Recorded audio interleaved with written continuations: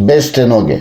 Ljudi se masovno odriču lažnog državljanstva. Ovaj pasoš nikome ne treba. Za 5 godina 25.000 ljudi se odreklo takozvanog kosovskog državljanstva, dok samo u 2022. godini taj broj iznosi 4.708, prenosi Ekonomija online. Prema podacima Ministarstva unutrašnjih poslova od 1. januara do 19. decembra 2022. godine broj onih koji su se odrekli takozvanog kosovskog državljanstva iznosi 4.708, što je manje nego u istom periodu 2021. godine kada se državljanstvo odreklo 4.787 građana takozvanog Kosova. Od toga 2.346 muškaraca i 2.362 žene, rekla je potparolka takozvanog kosovskog ministarstva unutrašnjih poslova Nora Fetoši.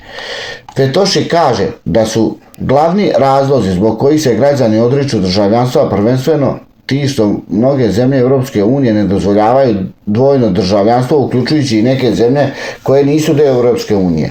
S obzirom na to da veliki broj građana Kosova već godinama živi u zemljama Europske unije, a veliki broj je i rođen u tim zemljama pa je automatski stekao pravo na sticanje državljanstva, oni su dužni da se odreknu prethodnog državljanstva ako žele da steknu državljanstvo te zemlje, rekla je ona.